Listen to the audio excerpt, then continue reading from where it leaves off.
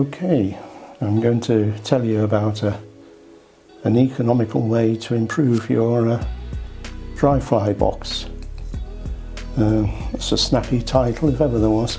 So I'm not talking about these heavier boxes that are already partitioned out with handy little snapshot faces on it. I'm talking about the smaller box that, like me, you may use when you go fishing. The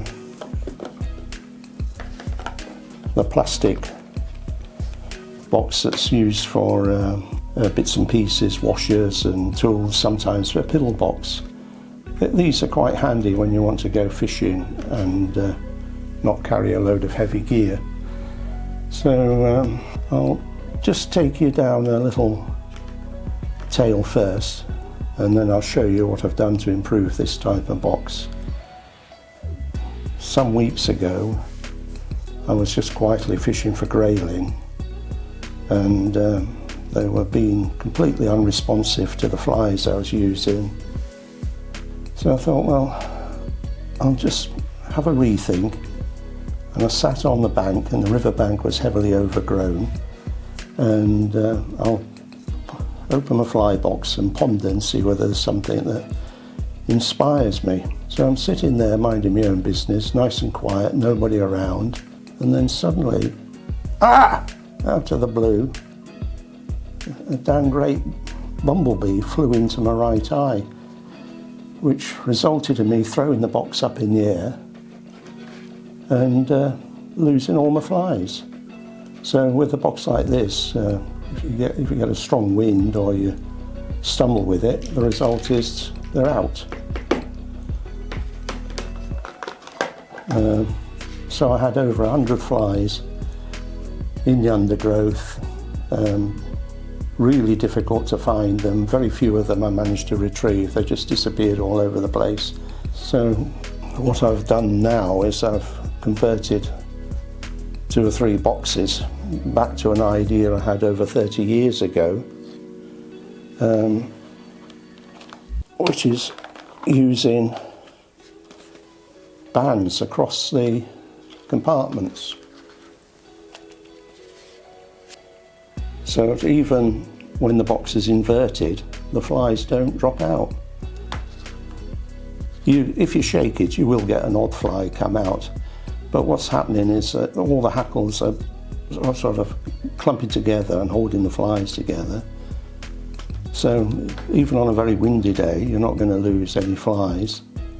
And to retrieve the fly that you want, you just simply pull your bands out of the way and pull out a fly.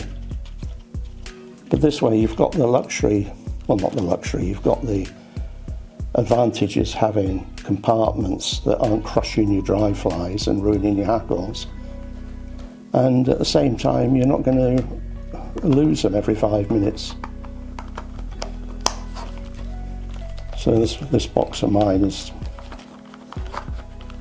just made double-sided. I put a couple of bits of self-adhesive Velcro.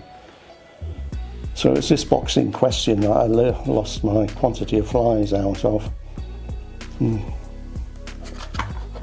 It's not so much the cost, it's the hours that you spend making them.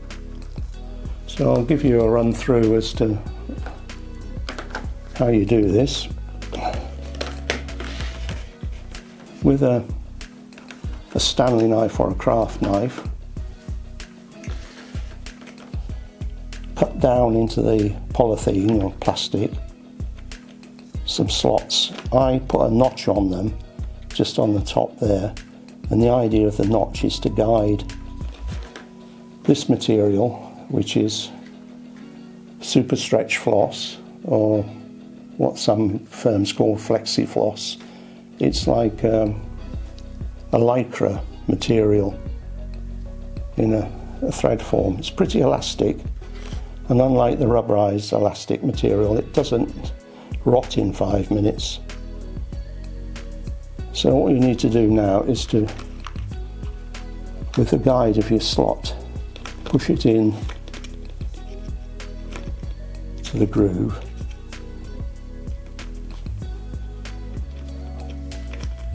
on both sides. It doesn't need to be tight. It needs to be tighter than that when it's fallen out.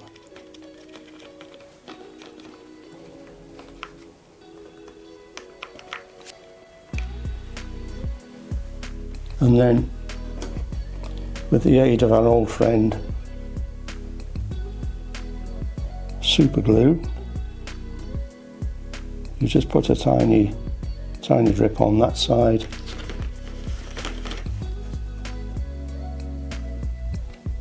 and the other side. Wait a minute or two,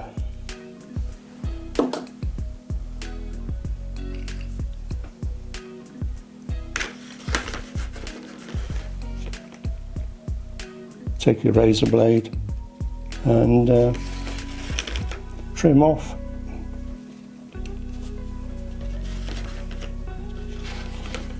Give it a bit of time for that super glue to completely dry so you don't stick your flies in the box, and it's as simple as that.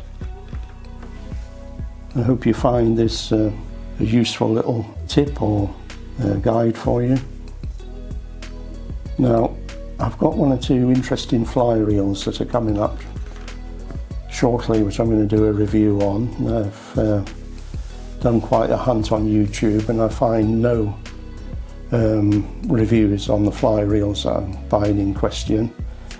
The manufacturers do a couple of 30 seconds blasts which tell you basically nothing, so I'll fill you in later with those. So in the meantime, please subscribe and enjoy your fishing. Bye for now.